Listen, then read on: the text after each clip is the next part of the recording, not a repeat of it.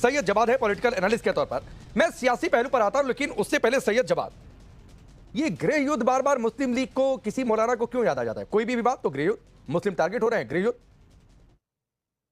जी राकेश भाई, बहुत बहुत धन्यवाद आपको और आपके सभी दर्शकों को मेरा जय हिंद जय संविधान। देखिए क्या है, ये भारतीय जनता पार्टी की तरफ से जो कुछ लोग उनकी पुष्ट पे बैठ करके नफरती बयानबाजी करके और नफरती एजेंडा चलाकर ये समझ रहे हैं कि हमको चुनाव के अंदर ध्रुवीकरण करके राजनीतिक फायदा मिलेगा, ये होने वाला है। और जो लोग कह रहे हैं, मैंने अभी एक रिसर्च पढ़ रहा था, इंडियन हेट लैब की एक रिपोर्ट थी।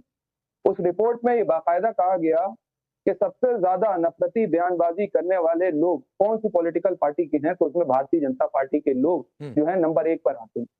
और हमारी साझी विरासत को जो लोग खराब कर रहे हैं, जिनको ये लगता है कि हम जो है आपसी स्वार्थ को खराब करके चंद एक वोटों में तब्दील कर लेंगे, यकीन मानिए देश का बहुत बड़ा नुकसान कर रहे हैं। आर्थिक नीतियों के हवाले से देखा जाए, इनके बड़े बड़े नेता तो कह ही चुके हैं कि अल्पसंख्यकों के ऊपर जो टिप्पणी कर रहे हैं, उनका आर्थिक, सामाजिक, राजनीतिक और न्यायिक बाइकॉट चलाने की जो एक मुहिम चल रही है, उसी का एक नतीजा सामने।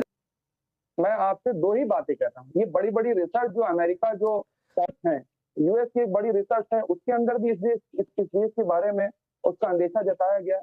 आप पढ़ लीजिएगा जाकर के क्या क्या लिखा हुआ उन रिसर्चों के बारे में। मतलब मुस्लिम लीग ने ठीक के ऊपर रिसर्च करी हुई है। ये मुस्लिम लीग ने अगर इस बात के ऊपर चिंता जताई है, तो इस देश के अंदर एक पॉलिटिकल पार्टी है और उस पॉलिटिकल पार्टी के जो है सांसद भी पहुंचे हुए हैं, विधायक भी हैं।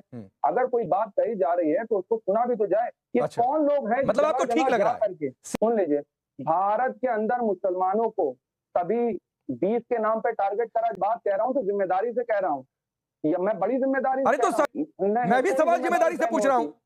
सबसे ज्यादा हेट स्पीचेस और नफरती बयानबाजी करी है तो भारतीय जनता पार्टी के लोगों ने